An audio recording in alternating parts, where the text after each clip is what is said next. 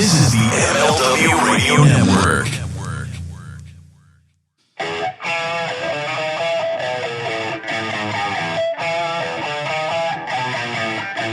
This is the Mind of the Meanie. Here are your hosts, the Blue Meanie and Adam Barnard. Peace world, Merry Christmas, and welcome everybody to the Mind of the Meanie, your weekly peek into the world, according to former WWE superstar and ECW original, the Blue Meanie. We'll cover wrestling, music, movies, sports, and lots of useless knowledge, all contained in the Mind of the Meanie. I'm your tour guide, Adam Barnard, and he is the Blue Meanie. Meanie, first things first, Merry Christmas. And second of all, what's on your mind? Ho, ho, ho, in the BWO Christmas. How you doing, my friend? Hopefully Christmas as well. Wink. It's beautiful, man. Christmas is beautiful in this home. Hopefully everybody out there, the Pod Squad, I hope you had a happy, healthy, and joyous holiday season. Yeah, man, we're here. I'm very excited. This is my one of my favorite things about Mind the Meanie is Ask Meanie, and we've decided to dedicate a entire episode of this entire episode to Ask Meanie. A little inside baseball. We're traveling over the I'm traveling over the holiday season, and we wanted to do this. Have a special Ask Meanie. Since I am away that Christmas weekend, so nice little something to listen to on the Monday, the day after Christmas, and here we go. I'm excited. Yeah, Christmas was fantastic. I hope yours was as well. It's my favorite time of year. Like I said last week, I take the week off. I work all year long, as hard as I can to make sure I save my vacation to spend time with the kids and my wife and my family. So this is it's just wonderful. I hope everybody enjoyed their holiday. But one thing I missed on this holiday season, and one thing I want to know, Blue Meanie, Santa Meanie, if you will. I have a question for you. Yes. Would you like to ask Meanie? I would love to. It's time to ask Meanie anything. Ask me something. Don't forget, typically we do this at the end of every program, but this week is going to be a full Ask Meanie Anything. We have a lot of questions this week from our followers and our pod squad. Don't forget to tweet at us using the hashtag AskMeanie, and we may or may not ask your questions on the show, depending on the content, because sometimes we can't ask them because y'all are fucking filthy. And Meanie, since it's also not just our Christmas episode, but also our very last episode that will be airing in 2022, I wanted to bring back something from the archives. Yes. It's seltzer time. What are you drinking today, pal? Yeah, baby. I got a Schweppes Blackberry. Ooh, that's nice. Man. That looks delicious. I have a knockoff icy from Aldi, I believe it is. But these are fucking good, man. They have the lemonade flavor, but my favorite is the cherry limeade. So if y'all want to get me something for Christmas or the New Year, you know where to find me. Gift card. A gift card is fine for as many ices as I can put in my fucking cart, because these are like 99 cents a piece. So if I can fill up the refrigerator, it would be great. All right, y'all, we're going to crack these Johns in 3, 2, 1. Oh, yeah. Did you hear that? There we go. I picked the wrong week to trim my fingernails there. Nice and spritzy. That's so fucking good. Yeah, man. Get yourself some cherry limeade, folks. It's super good. We're going to be belching through a lot of this episode as well, I'm sure. We're going to start at the top here. Little Jimmy Sorensen wants to know, Meanie, have you ever been to Japan? Do you have any Japan trip memories or recommendations to go to? Sadly, no. Japan has been my white whale. I've always wanted to go to Japan to wrestle, or now, anything, just to go. Always, growing up watching, like, Japan has always been something like I've admired from afar. Growing up, reading the After magazines, and then, I guess my first taste of Japanese wrestling. So when I got the Pro Wrestling Illustrated Lord of the Rings VHS back in the day, and they showed, like, clips of Flair winning the NWA belt back from Kerry Von Erich in Japan and all that stuff. And always enjoyed Japan, the culture, the wrestling, everything. But never got the chance to go. I'm happy Jimmy's getting to go. I guess the one thing I always wanted to go to, like, the Tokyo Dome just to see it. Because wrestling. Van Halen did a concert there too. If you go on YouTube, Van Halen 1988 live from the Tokyo Dome, they did probably one of my favorite recorded Van Halen concerts from there on the OU 812 tour. But I've always wanted to go there, see the Tokyo Dome, go to Ribera's Steakhouse. That's a infamous place. Always have heat with people who've never gone there, and when they buy the jacket and they wear the jacket. It's like, yeah, dude, you didn't go to fucking Ribera's. Show me a photo of you in Ribera's, and then I'll relinquish the heat of you wearing a jacket, because they give the wrestlers jackets there.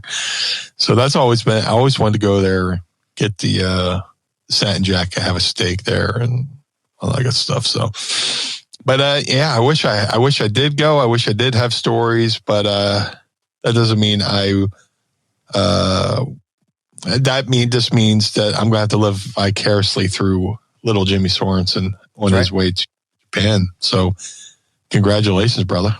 Yeah, Japan is definitely on my bucket list as well to visit. I love being a photographer. I'd love to see Tokyo once before I die. So, as I get older and start actually being able to save money, I will be able to go to Tokyo and enjoy it. But I hopefully will go soon. Jason wants to know, what are some wrestling books that you would recommend? Wow, I was just talking about this on the last episode. The Death of the Territories. And I'm kicking myself right now because I forgot. I'm friends with the author, but Death of the Territories, excellent book. I'm more of an audiobook kind of guy. Brian Gewirtz just put out a great book, which I also got on audiobook. There's just one problem. Another great book that a lot of people don't talk about, Gary Michael Capetta's book, Body Slam. I have I have a lot of admiration for Gary Michael Capetta. Gary Michael Capetta was the ring announcer of the first show I ever went to live. The first time I ever went to go see pro wrestling, he was the ring announcer.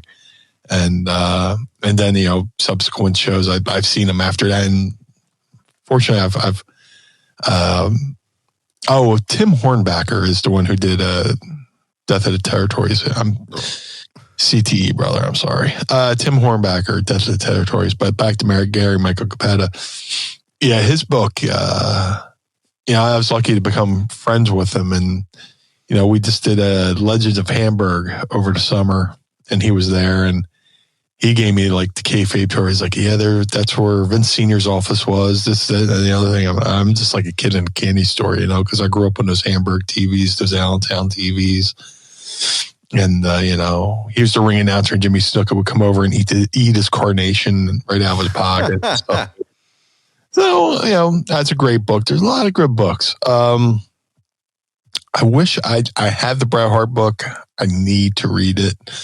But that thing is as thick as the phone book, it's it's a hefty read.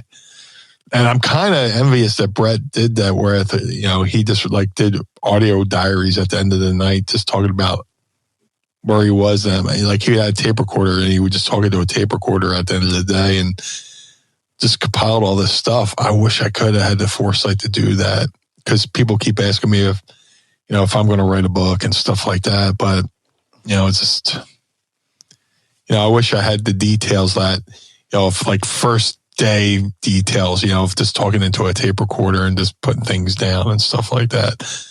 But then again, there's a lot of times where you have an emotion and you put that emotion down and you put that into the world, and people always,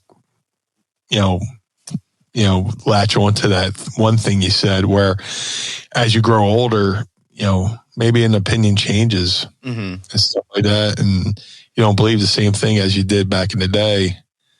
And that's the unfortunate part about writing a book. So maybe that's what's been holding me up. This I want to get a little bit older and a little bit more mature before I go write a book. Because I've seen people write books too, where they talk about certain people, and then they see that person in person, and they wind up, talking out their issue that they talked about in the book, and then it's just like, oh shit, well, it was all a misunderstanding. So now I can't go back and read that book. So, it just, there's a lot of great books out there. Definitely Body Slams, Death of, by Gary Michael Capetta, Death of the Territories by Tim Hornbacher. The Brian Gerwert's book is awesome as well. He's very funny. Yeah. So it's just like, again, I'm a big fan of audiobooks. So Terry Funk's book, More Than Hardcore, is fucking brilliant as well. Okay, of course, all the Mick Foley books, but I'm pretty sure everybody knows about those books. I'm trying to, shine some light on some lesser known or newer books that just came out. All the Mick's. I even like Mick's non-wrestling book. He did a story called Heat and Brown that was really good as well, and I read it, and he's a great storyteller, and really enjoyed that. And then when I told him I read it and enjoyed it, he seemed like, oh shit, cool. I didn't just read his wrestling literature, so that's good as well. So there's a lot of good books out there, but off the top of my head, those are the ones that stand out, and I would recommend at this moment. Ask me again in the year, and I might have some more. The one book I would love to put over would be Nitro by Guy Evans. Great. Great. I have it. Man. I have it. I just haven't dove in yet. Let's see where we at. The Daily One podcast wants to know which former ECW talent expressed the most Christmas spirit. Well, technically, Mick Foley's ex-ECW. Yeah. So, it would have to be Mick, I guess. He did a whole documentary about his love of Christmas, and called I Am Santa Claus, which I think is still on Netflix. Yeah. A shout out to my boy Tommy Avalone, who produced that, where they go, what do these guys do the day after Christmas? And they follow them from the day after Christmas all the way up to through the next Christmas. And Mick's love for Christmas is legit. Like, me and Al would be riding with Mick, and it'd be like middle of summer. We're out in Arizona. He's like, hey, can I put on this song? And you put on you're like, oh yeah, put on some music. You're thinking, Marilyn Manson or AC/DC, or he's putting on Nat King Cole's Christmas album. It's like, and it's like one of those things, he puts it on and you're just kind of like waiting for him to go, ha ha ha, just kidding. And no, he was serious. He really wanted to listen to that in that moment. So, I would have to say Mick Foley. But every year, we, around Christmas time, we would exchange gifts and stuff like that, or at least cards. Right. Everybody had the Christmas spirit in there in ECW, but Mick Foley is a number one Christmas guy, Wes of Deep Dive Disney wants to know, is there any modern wrestler who you think would have thrived in the heyday of ECW? Oh, man. Good question. Definitely a guy like Kevin Owens. I think Kevin would probably be one of the top guys in ECW. What else is there? Oh, certainly MJF. Yeah. He kind of could have been like the Shane Douglas, type of ECW. Not necessarily like the extreme elements of it, but just somebody who is just a shit talker. Well, no, Shane wasn't like the hardcore guy. He was like he was the franchise because he was like the good looking jock type. That's what I mean. But, yeah, like he would be the guy that would be like the face of the promotion essentially. It would be like the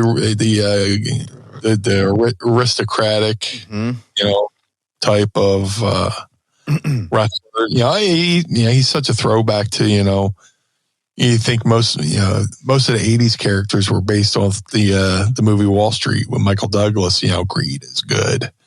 I can see MGF being that type of. I can see Paul trying to make parallels between that movie and MJF, but in a modern setting, you could do that in a modern setting too. But if get a time machine, take him back to the '90s, MJF, current MJF back in the 1990s, with ECW. Would have been great. If I might cut in for a second, when MJF goes to WWE, because it's a matter of when, it's not a matter of if, because that guy is white fucking hot. Mm-hmm. He doesn't need it. He can do the talking all on his own. But fucking hell, MJF and Heyman, just fucking shut up and take my money now. Like Christ on a cross, man, that would be incredible. And I like MJF. I just don't. There's like that Ricky Starks kid fucking gave him a spear. I'm just like, why are you letting them? Yeah. Why is he bumping MJF before they even have a fucking match? You don't see anybody bumping Roman like that. MJF should be, pussying off, and just powdering and getting the heat. Now that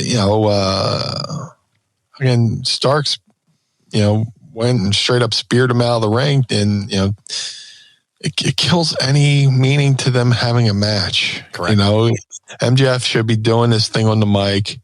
Starks wants to get to him, can't get to him. Because MJF does something weaselly or pussies out and backs off.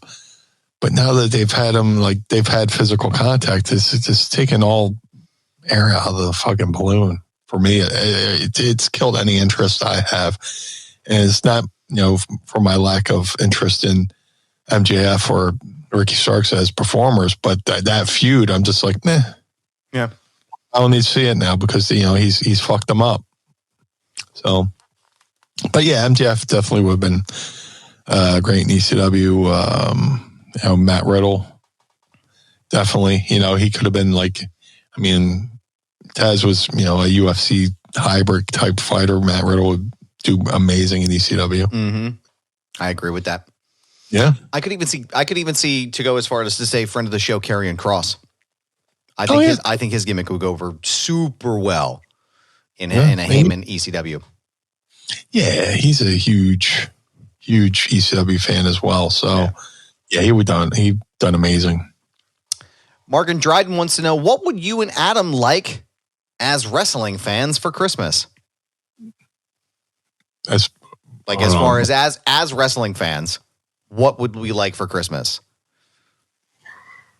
I don't know. $1 million would be great. I don't know.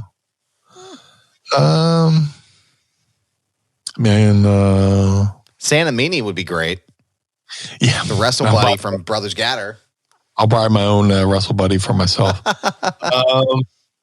Technically, I did. I don't know. It's just like they don't make DVDs anymore. I used to love I missed the thrill of going out and finding a good, wrestling DVD, like documentary style DVD, or used to put those every now and then. They go out and buy, the AWA documentary, or I think the last one I actually physically bought was the documentary on the Monday after WrestleMania. They did, the history of, Monday WrestleManias, the day after whatever, Raws. But it's kind of what I miss,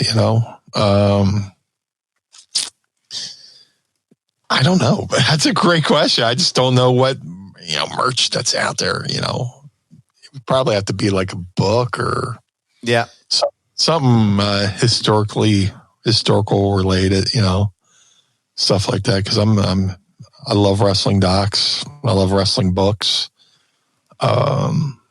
And like I said, I actually miss physical media, being able to go out and find, DVDs and stuff like that. If I see like a DVD out in the wild, like at Goodwill or whatever, I might pick it up, if I didn't have before, but yeah, it's a great question. As a fan, what would I want now? Yeah.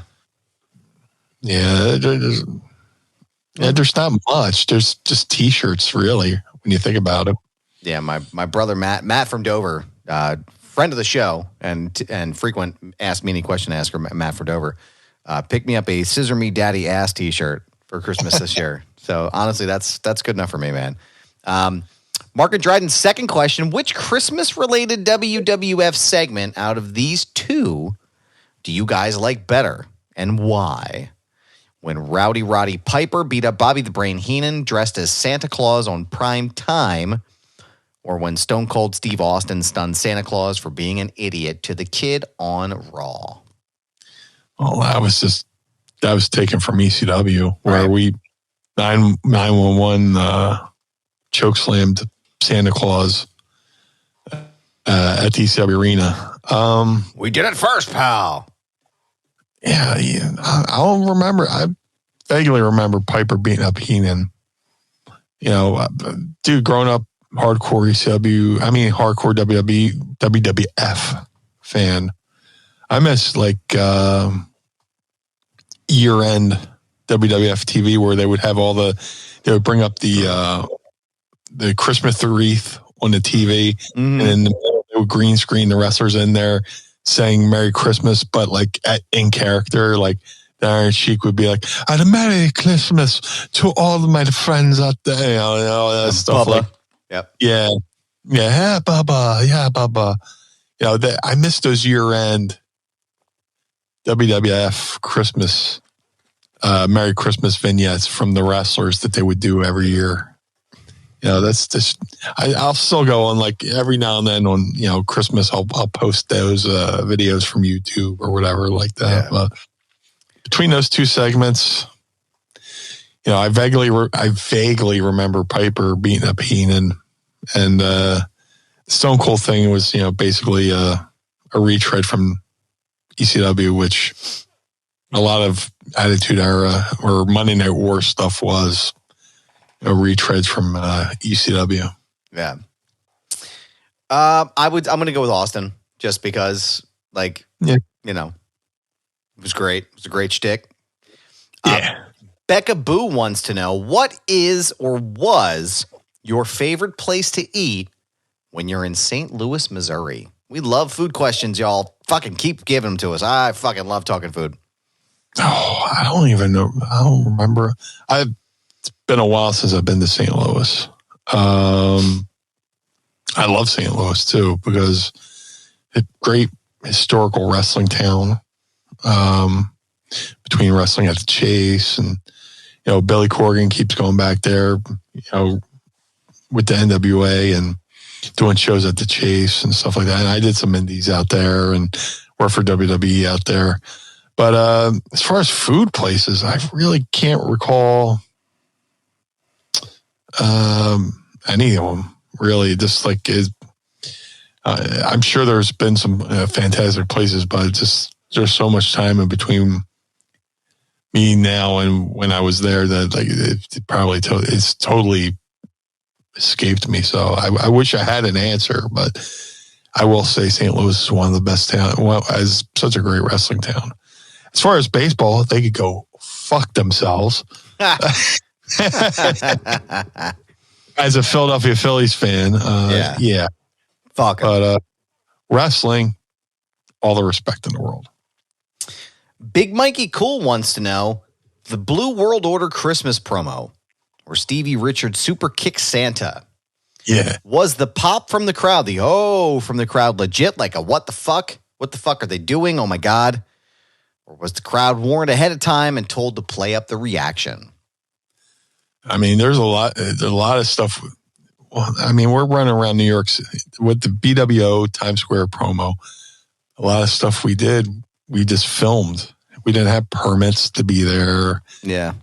If somebody saw someone to shut us down, they could have shut us down. We did a lot. There's a lot of stuff. I guess my favorite one was the one that he was referring to is like when Stevie kicked Santa, and then the best part about that is that guy wasn't a wrestler. That guy was a straight up street performer, and we had been recording, and the guy came over and was like, "I want to be on TV. I want to be on TV." All right. Well, and then I forget who came up with the idea. Probably Paul, but it was me, Stevie, Paul, Ron, Charlie, and I think Joey Styles and maybe his wife were there because we had been doing stuff at the studio, but they were just coming along to watch us film it. I think they were there. And the guy was like, "We want to be on TV. I want to be on TV. I want to be on TV." All right, can you do this? And, Stevie, we explained the Stevie kick and, what he needed to do, basically the Nestea plunge. And the guy was like, "Okay." And we're like, "All right, we'll try." And so we filmed the thing, we wish people Merry Christmas. And I'm like, "Yeah, man, let's go see the tree." And, that's where he comes up and goes, "Oh, BWO, BWO."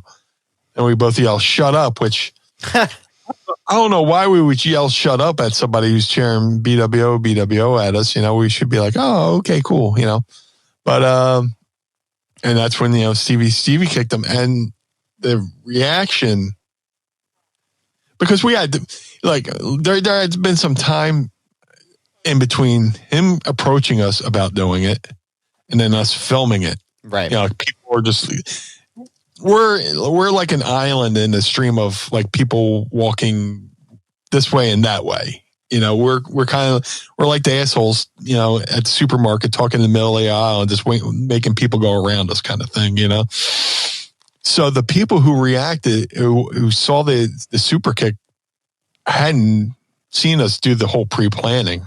You know what I'm saying? Yeah. Those like the ooh, shit you hear in the background is legit reaction. My favorite, my favorite reaction is, me and Stevie go up to the Christmas caroler. Sorry, first day with the new mouth. Yeah. They're singing a time or two ago, or whatever the fuck the song is. And me and Stevie just walk up to him. He's like, "Oh, we have a couple of Santa's elves," or whatever the fuck he said. And Stevie just grabs the mic and goes, "ECW, ECW, BWO." And the guy's fucking radio thing fell over. And we're just like, and that reaction was like a legit, like, we looked down, looked up, looked at each other and went, "Oh shit, let's get the fuck out of here." And hightailed it. It's like, let's get the fuck out of here. But Get the fuck out of Dodge, man. Yeah, we did that. We went down to the ice rink and watched people skate. We almost went down onto the ice in full gear, but they wouldn't let us. So I fuck ice skating. I tried it once. And I was like, "Nah, I'm good." But that BWO skit was fucking great. It just brings back so many memories. I always loved going up to the TV studios up in New York. We drove up right at the studio, caravan down to Manhattan from the TV studio. Yep. Afterwards we all went out for pizza and hung out and had a good time. And just walking around in Times Square in a half shirt and Daisy Dukes, and just it was weird. Not too many people flinched. I guess because you have, nowadays you have the, naked cowboy in his underwear playing guitar and shit like that. So I guess we were ahead of our time, I guess, with that, but Yeah, that'll probably be another one I post on social media Christmas Day. But yeah, and that's one that gets to help continue on. BWO was supposed to be a one night thing, and it just became this phenomenon. So, and I think that's in great part to doing the ECW investing precious TV time to us, invading Times Square. Yeah. Meanie. Yes, sir. Real fast, while we're talking about it.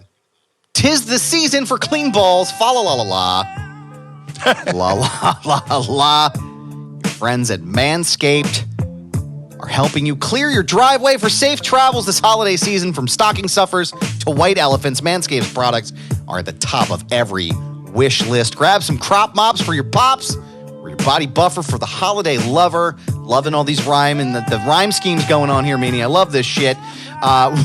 Win this year's white elephant gift and help all the men in your life go from eggnog to nice hog this December by going to manscaped.com and using promo code MindMeanie for 20% off plus free shipping. Meanie, I got to tell you, the products at Manscaped have been incredible. I smell better, I feel better, and most importantly, Courtney enjoys looking at Little John and the East Side Boys way better. Way better. But I'll tell you, man, Manscaped is the top of the line for man grooming, man maintenance. Whether it's the Platinum Package 4.0, the Preserver Cologne, the Sheer 2.0, or the Body Buffer. Or you know what? I like the green tea spray for your feet, because after a long day, from head to toe, I like to. That's how I go.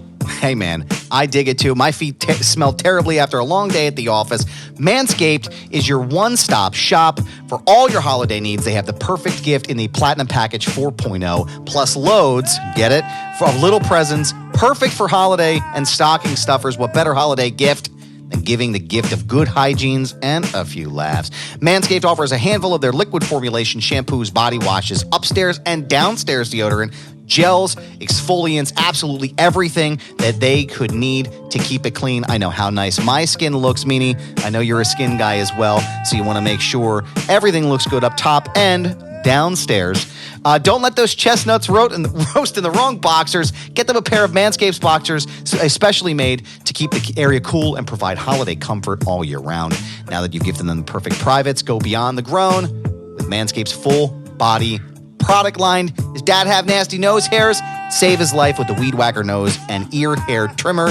The Shears 2.0 is their full kit for nail care with scissors, clippers, tweezers, and a file for the traveling man. There's the brand new Persevere cologne that brings a light, breezy, woodsy feel that gives that fresh tree scent even after the holidays are over. I just got myself a scent of this. I'm a big cologne guy. I like to smell good when I'm in the office. And I'll tell you what, the Persevere cologne, chef's kiss, my friend. Way to go. Are you still using a loofah, Blue Meanie? Not now. Next, thanks to Manscaped. Using the brand new body buffer, loofahs hold a shit ton of bacteria from dead skin. Help throw that disgusting loofah out and get the body scrubber that feels smoother but acts tougher, just like old Goober here. Lastly, top off the stocking with the crown jewel for the family jewels with the Lawnmower 4.0. The electric razor's advanced skin-safe technology is a life changer and known for reducing nicks and cuts on his Santa sack. Manscaped is here to make holiday shopping a blast, friends, and by giving products that they'll love and will make them laugh. Go to manscaped.com right now. Get 20% off plus free shipping by using the promo code MindMeanie. That's 20% off plus free shipping at manscaped.com. Use promo code MindMeanie. Manscaped, the perfect gift that will be the holidays' biggest hit. We thank them for sponsoring the program. Jeff Goodridge wants to know, who was the best ribber ever? Ever? Ever. In your experience, I guess he's asking. Oh, I mean, there's legendary ribs, and there's... He has a second part to the question. Does anyone come close to Owen Hart? Well, there's cruel ribs, and then there's funny ribs. And I choose to like the funny ribs, I'm sure. Yeah, Owen Hart's like the master of the fun ribs. The ribs that, don't end up costing you money. Right. Ribs. And then there's stories of like Mr. Fuji, who would, if you fell asleep on the plane, he would shave your fucking eyebrows off, or shave one eyebrow off, because you shave both eyebrows off, guy looks goofy, but you shave one eyebrow off, then the guy has to make a business decision. Do I leave the one eyebrow and draw the other one on, or do I have to shave it off myself? And you force the guy to shave off his other eyebrow, so to speak. Yeah, Fuji had, and there's some ribs Fuji did. I'm never going to fucking repeat, but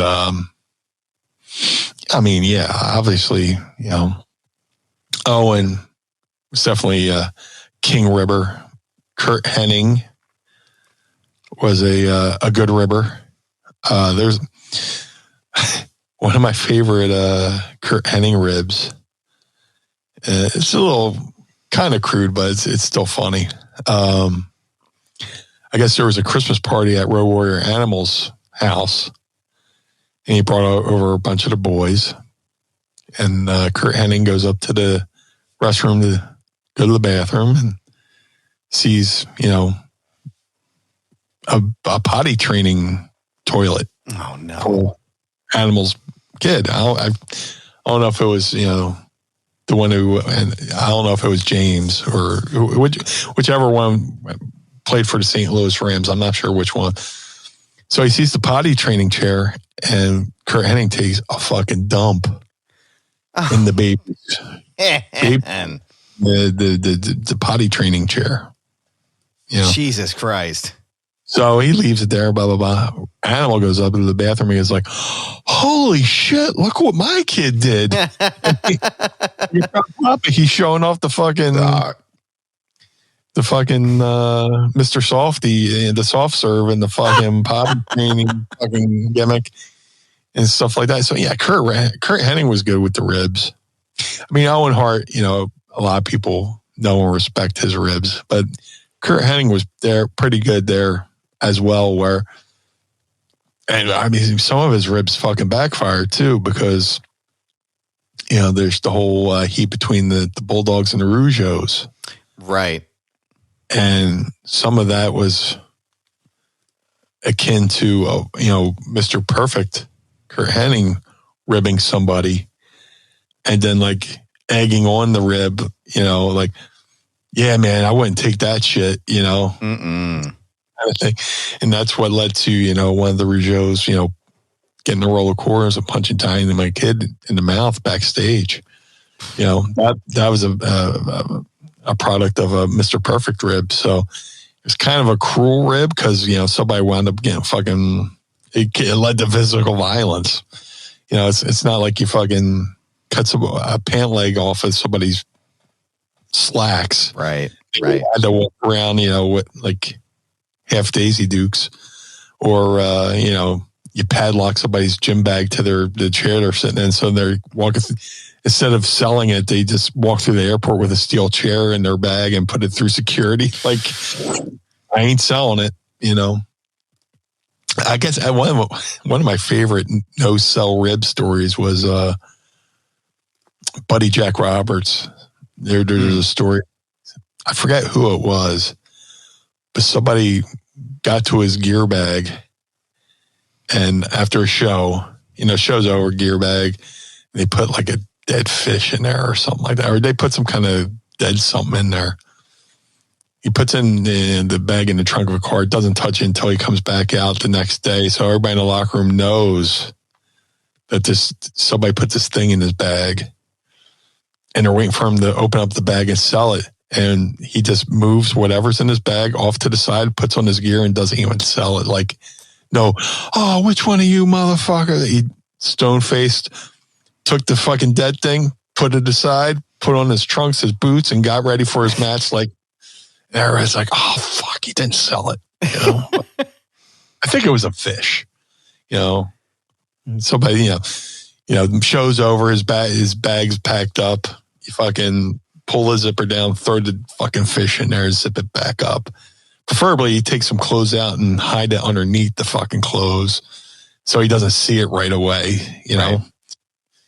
So, but yeah, he saw the thing, just put in his gear and got the fuck out of there. So there's good ribs and there's bad ribs. As long as it doesn't cost anybody money or doesn't lead to physical violence. Yeah. But Owen Hart was, A1 king ribber because his ribs didn't cost you any money, and once you realize it was him, all you had to do was go, "Oh, fucking Owen got me," That was the majority of his ribs. "Oh, fucking Owen got me," Unfortunately, his last day, we're in Kansas City. He's walking around in the blue blazer mask. He walks up to me and goes, "Hey, Blue Meanie, huh? We're going to do something about that name, pal." It's Meanie Blue Blazer, and all you have to do is just laugh. He was in character the whole time. Just Bob Holly, heard a lot of good things about you, and they shake hands like they had never met before. It's funny shit. Oh no, Owen's amazing. Yeah. Justin Bartz wants to know, who do you miss the most from the Metal Sludge chat era? Oh my God. That's fucking memories. That's a deep cut right there. Yeah, Justin Bartz, guy I've known for well over 20 years now. Back in the day, I'm a fucking huge metalhead, right? And I love hair metal, unapologetically. I don't give a shit. I love it. Dokken, Poison, Rat, Tesla. Even some bands that were labeled as fucking hair bands that really weren't hair bands, Cinderella. They came up in the era, but they weren't hair bands. They were, if anything, you could say they were like almost like Aerosmith clones. But Cinderella, amazing band. But like, being a fan of hair metal, this website came out called Metal Sludge. And my friend Jeremiah reached out. I was like, "Hey, you should check out this website, Metal Sludge. It's pretty cool. It's kind of like it's like a kind of like a dirt sheet in a way of hair metal, where they kind of like put stuff over, but they also bury. They would also like." If somebody fucked up, they would bury you. But it was all done under like assumed names. It was kind of like pro wrestling, where they had these made up names, made up characters, and they would just like, rumor has it, this, that, and the other thing, and nobody really knew who fucking ran it. Nobody knew, but they were getting these scoops. And it was kind of like a TMZ for hair metal, but nobody knew who was the proprietor. Right. But they also had this message board, the Metal Sludge gossip board. And through that, I made so many friends, with him. And then I have a friend in England named Gabby, who is my great friend to this day. Though, like when we go to England, we hang out and all this stuff. So many good friends. There's a friend I made from there, from that message board, named Soichi, who lived in Japan. And he would come over. They would have like these get-togethers, kind of like they would have Metal Sludge extravaganzas, and people would come in from all over the country. And they had me like host one. I would just go and hang out. And Soichi would come over all the way from Japan and just hang out. And back in the day when they had that tsunami that took over Japan, I reached out to Soichi. "Hey man, you okay?" He's like, "Oh, thank you I'm good. That was on the other side of the island. Thank you for thinking of me and asking for me." And then when the next Van Halen record came out in like 2012, he sent me like a rare Japanese Van Halen. It was Van Halen's A Different Kind of Truth, like came with like an exclusive poster. And that's just like the friendships that I made through this website and this message board. So, a lot of people, it was a really cool community. A lot of good friendships came out of it. Eventually, like anything that's good, they exposed the business. And it turned out that, Stevie Rochelle from the band Tough was like the owner of it, and he had a falling out with a business partner. So his business partner was going to do the expose or whatever. So instead of doing that, he came out himself and said, "Hey, it's me." But Stevie Rochelle, I'm still friends with to this day. Stevie Rochelle, if you ever saw the movie Decline of Western Civilization, The Decline of Western Civilization Part 2, The Metal Years, which was the sequel. There was a Decline of Western Civilization documentary by Penelope Spheris, who did Wayne's World and all that stuff. And the first one was based on like the LA punk scene. So she did part 2, which was based off the hair metal scene. Mm-hmm. Stevie Rochelle was in that, guys from Poison, all these different hair metal bands, even ones that really weren't hair metal, like Alice Cooper was in it and guys from Wasp. But Stevie Rochelle was in there because he was like one of the last bands from the LA scene to kind of get signed. And he had a really good run with the band Tough. And he still tours with them, and he's still metalsludge.com now it's metalsludge.tv. I don't know. It's still a thing, and they still do news and all that stuff. But hey, Stevie's originally from Green Bay, Wisconsin. And, anytime the Eagles go to play the Packers, we're talking football. And, he hit me up the other day, saying he was happy that, he's not an Eagles fan, but he was happy that I was happy that the Eagles were doing good. So. Yeah. And that a whole bunch of memories just flooded back. But yeah, those were good times, man, with Metal Sludge.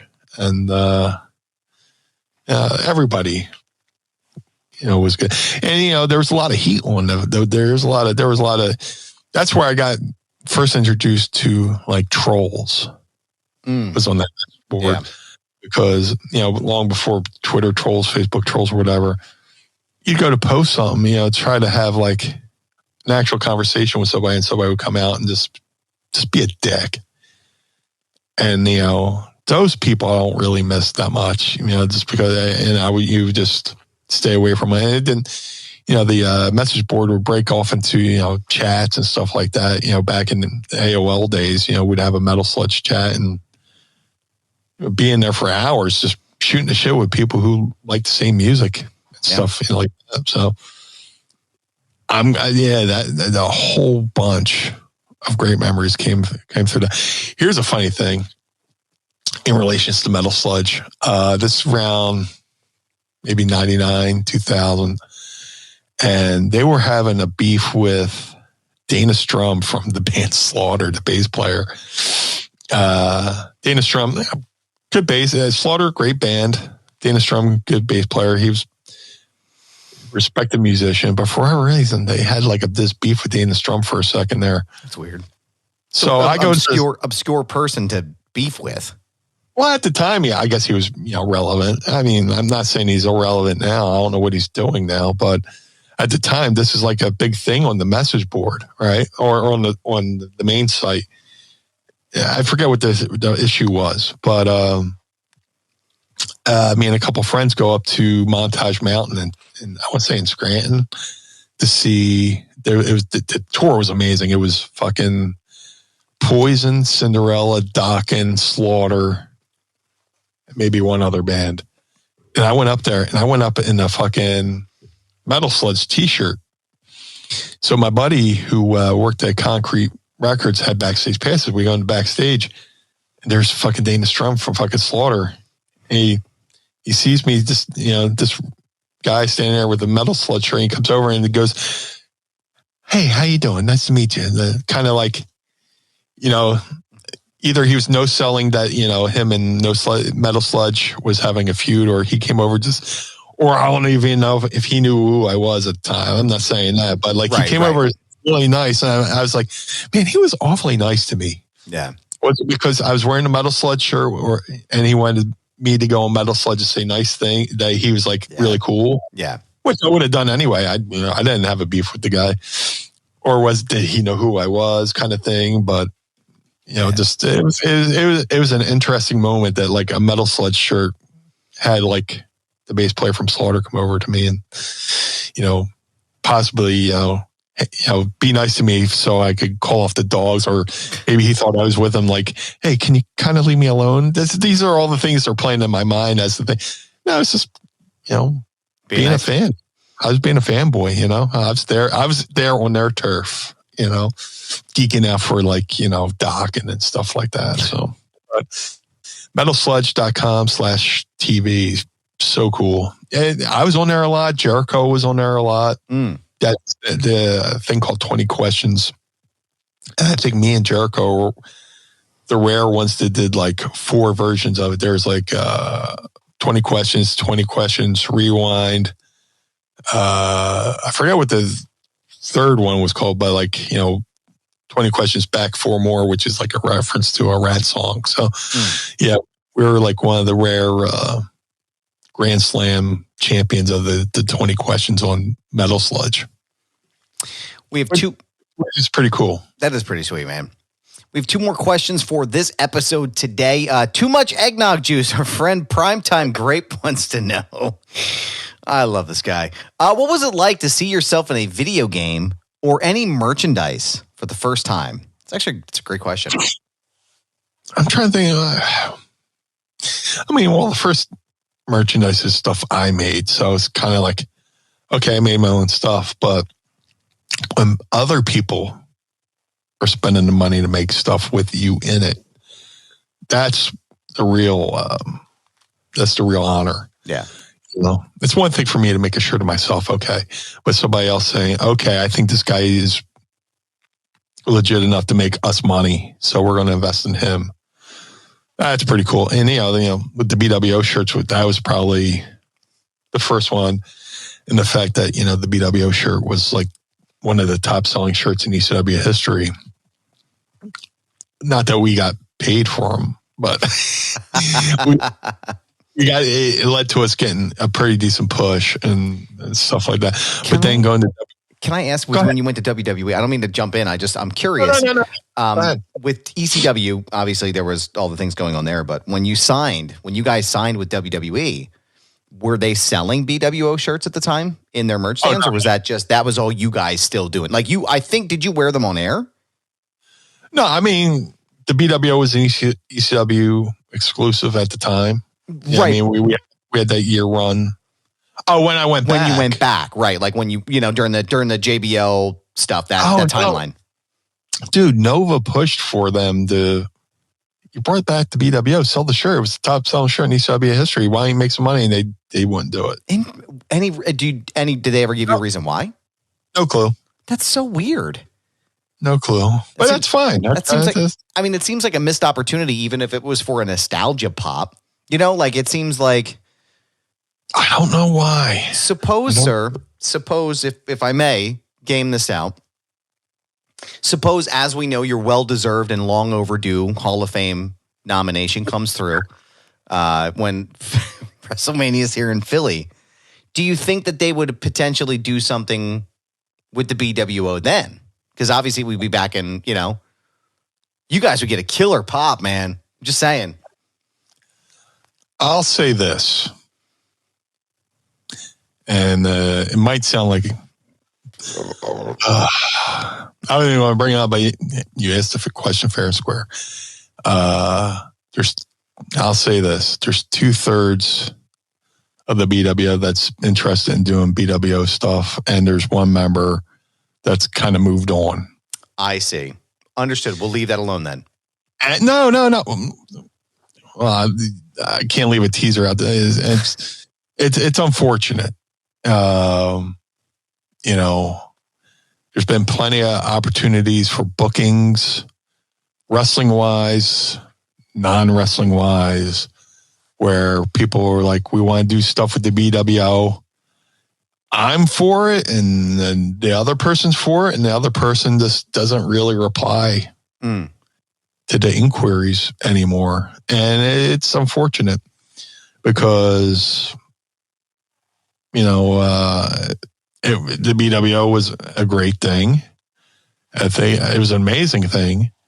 And, you work hard and you try to do these things to get the thing over. So later on in life, you can reap the benefits of those rewards of the hard work. Right. And for that one person to not want to do anything anymore, wrestling wise, and specifically the BW, hey, let's go do a convention. Let's go hang out. Let's make a couple bucks and just get paid to hang out. No reply. It's like, all right. So it's not from a lack of me or one other person wanting to do it. It's just, it's unfortunate. It's sad.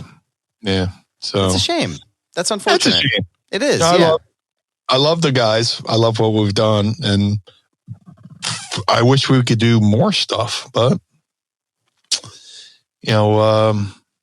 somebody's moved on. And that's the unfortunate thing because, and I'm not trying to say this to put him on blast out there, but no.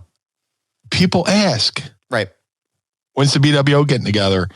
And that leaves me in a weird position of going, well, I don't know. And you don't want to say anything, but it's sad. I love the guys. I love them. I want to see them and I want to hang out with them and I want to just bullshit and laugh and hang out. That's why I do these conventions. That's why, we're doing icons. We did icons where, all these W guys came out and it was a fucking great time. Which was rad. It's a family reunion. It's a high school reunion. Even if there's people you don't like there's people you do like there. Right. Jericho reached out to me about doing BWO and the Jericho cruise, and I had to fucking turn it down. I said, well, not all the BWO is willing to do it. And he's like, oh, well, I think it's something, Shit, man. So many opportunities that people want to have the BWO and can't have it. And I'm not faulting it. I mean, if you want anything to do with wrestling anymore, all right. But that's fine. For all those who keep asking me, that's why. That's a shame. So. Meanie, last question on this program this week to wrap up our Christmas episode of Ask Meanie Anything. Pod Squad member Anthony Camerata wants to know, what is your earliest and fondest Christmas memory growing up? Oh, man.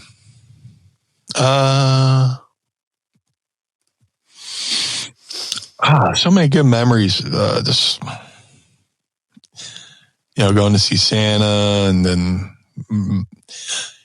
something that I don't think most families get to experience anymore is the annual waiting for like the Rudolph claymation specials, the Frosty the Snowman Christmas specials.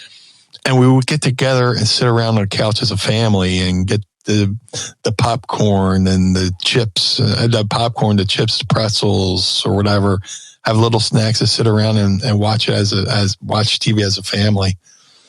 I kind of, that's, some of my early memories, some of my fondest memories. Other fondest memories is exposing the business of Christmas and, as a kid waking up to go take a leak and sneak downstairs and see the family, working out their high spots with the presents, wrapping them and taping them and putting them under the tree and going up and sneaking up and going, son of a bitch. Motherfucker, I got worked again. It's a work? God damn it. I'll never fall for that again. So I wake up to watch wrestling the next day. Listen, I don't know what you're talking about. Santa Claus is real, sir. So, listen. Like I said, go watch I Am Santa Claus with Mick Foley. It is real, damn it. It's real to me, damn it. It's so real to me, damn it. I think my favorite memories from Christmas are being at my grandmother's house in Prospect Park. My Uncle Rick would put together this Christmas village in the living room, and it was fucking massive. I mean, the board he had was probably 8 or 9 foot long, maybe longer. And it was deep too. It was, it was like a big fucking rectangle, and he had the houses that all lit up and the fucking ice rink with the people spinning on it. He had the train that was connected to it, man. This fucking thing was cool, dude. And I remember being little, 4 or 5 and looking at this thing and just being mesmerized by it. And it stayed with me. My brother David and I, we both have our own sets of houses that we have. Some we got on our own, but some actually came from when my Uncle Ricky died in 2015, and some came from his set. So I have 2 downstairs that I have set up. So it's like this nice little like memory from childhood that gets to live on. And, the kids love it now. They think it's great. And I guess, and also they would make cookies every year. That was another thing. They would make like this giant, which of course that's why I have a weight problem, but they would make this giant fucking table, this giant corner by the, in their house. It was like, the Delco houses. It was like this one big fucking townhome. It was giant rectangle straight back. And the back corner where the glass door didn't slide open, on that whole corner there by the kitchen was cookies and fucking stacked high, And he would make these fucking candy cane cookies and oatmeal raisin. I mean, it was fucking like just anything you could imagine, man. And I remember the candy canes, and there were these little like they were almost like sugar cookies, but they weren't. They were like a nut cookie that had the powder on it, like a confection sugar or like, the powder. Man, I'd fucking house them shits, man. I'm fucking flashing back nostalgia hard right now, brother. Just thinking about the smells in the house and shit, and it was a good time, man. That's why I said I love, Halloween. I love Thanksgiving. I love Christmas. It's such a high, but then like after New Year's, like between New Year's Day and March, it's like all the snow turns gray. But fuck. This Christmas season, it's definitely awesome. It's a wonderful time of year, man. I enjoy it, and I get to do it again. I get to live through my kids while we do it, and it's a lot of fun, man. It's the perfect time of year. And Merry Christmas to the Pod Squad. Merry Christmas to our listeners. This is our final show for the year for 2022. Yeah. What a fucking wild ass year. And we'll do a little bit retrospective in next week's episode, kind of talk about some of the things that happened. But boy, there was a lot that happened this year, man. Lots of fucking crazy shit. Insane. But thank you as always for answering the world's questions here and doing another episode here. But more importantly, I was almost vomit on myself because the seltzer's gone. Where can folks, Carl? Just make that sound loud. Where can folks find you on your social media? If you would like to follow the Blue Meanie on all forms of social media, Facebook, Twitter, TikTok, and Mastodon, go to @BlueMeanie BWO. I'm getting a little used to that Mastodon. We'll see how that goes. Yep. But if you would like to support the Blue Meanie, go to ProWrestlingTees.com/Blue Meanie. If you would like to support Mind of the Meanie, go to ProWrestlingTees.com/Mind of the Meanie. Help keep the lights on here at Mind of the Meanie. Collar and Elbow, the wrestling brand. Go to collarandelbowbrand.com. Use coupon code Meanie. Save 10%. But little did you know, you could also go to collarandelbowbrand.com and use coupon code MIND. The support Mind of the Meanie and save 10%. Shout out to Rod Hicks, everybody over there at collarandelbowbrand.com. The Blue Spruce over there at madcatbeardcare.com. My boy Josh Thornton is doing an amazing job taking care of the feral cats. He rounds them up, takes them to the vet, gets them fixed, all out of his heart and all out of his pocket. So madcatbeardcare.com. All the money you spend there goes to taking care of the feral cats. Shout out to my boy Jim Nilsson over at glaciersofice.com. Jim made for the BWO 3 only handmade custom BWO Air Jordan 1s for Stevie, Nova, and myself. Each pair took Jim about 50 hours per pair to make, all by hand.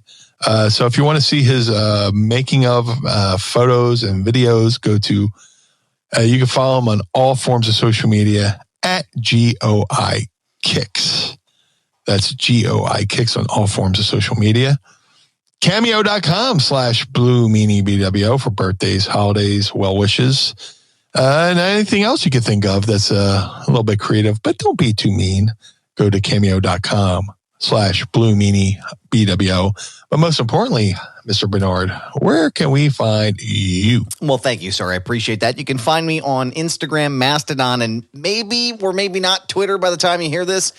This is Goober. Yes, it's my handle. No, I'm not changing it. It's a brand pal. You can also check out my other program, Foundation Radio, by going to foundationradio.net and check out all the episodes from last year and the year before and the year before that. Everything is there in the archive to enjoy. Go to prowrestlingtees.com/Foundation Radio and support the show. I have a couple of cool designs up there as well for you. Now is the time. This is the time of year to start your resolutions and get yourself back physically and mentally well. Go to thefeinbergmethod.com and use promo code Goober and save 20%, up to 20% on your purchase. Tell them Goober sent you. Brad has been changing my life, and he will change yours. Thefeinbergmethod.com. ProWrestlingTees.com/Mind of the Meanie. Patreon.com/Mind of the Meanie. Don't forget to join us there and keep the lights on here at Casa de Meanie and the Barnard home for wayward and troubled youth. Manscaped.com. Use promo code MindMeanie and save 20% off plus free shipping. Meanie, I want to say thank you. I want to thank engineer extraordinaire Carl Pinnell. I want to thank the executive voice of the show, Sam Krebs. And I want to thank the Pod Squad for an incredible year. I did not imagine in my wildest dreams at any point when I started Foundation Radio that I'd be hosting a podcast, co-hosting a podcast with the Blue Meanie. And here I am. And we've done an entire year together. And this show has meant so much to me. It has meant so much to me to be welcomed into this group of wonderful people with open arms. And I am looking forward to a long-lasting relationship here and another year of this show. So thank you, everyone. I hope you all have a wonderful holiday season.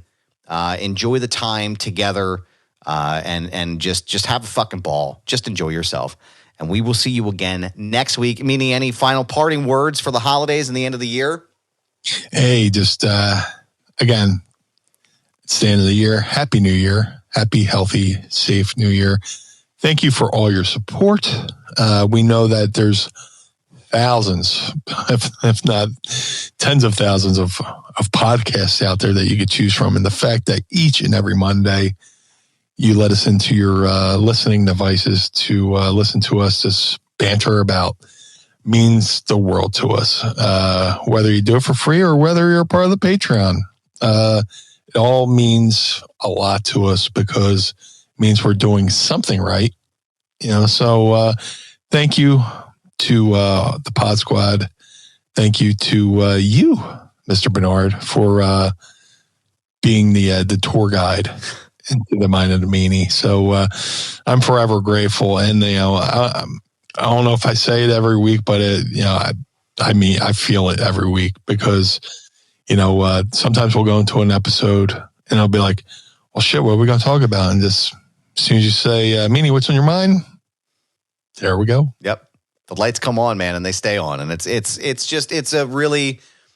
the highlight of my week, man. I got to tell you. And being a part of this is just incredible. So have a wonderful, safe holiday season. We will see you in 2023 for the Blue Meanie and Carl Pinnell and Sam Krebs. I am Adam Barnard. Join us again each and every week as we take a trip to the mind of the Meanie. Peace and Happy New Year. Happy Blue Year. Fuck, I should have said that. This episode of Mind of the Meanie was recorded and produced by Adam Barnard and was engineered by Carl Pinnell. Additional production and narration provided by Sam Krebs. Our executive producers are Josh Chernoff, Adam Barnard, and the Blue Meanie. Our opening theme is performed by the Swamp Candles. Our closing theme is performed by Chikara. The show contains original music produced by Enrichment. Get additional bonus content by becoming our patron on Patreon at patreon.com/Mind of the Meanie. And follow us on Twitter and Instagram at Mind of the Meanie. This has been a Butts Carlton media production in conjunction with the MLW Radio Network. Butts Carlton, proprietor. Blue Yeah, why is Blue Meanie's brain out? The world of MLW radio never stops.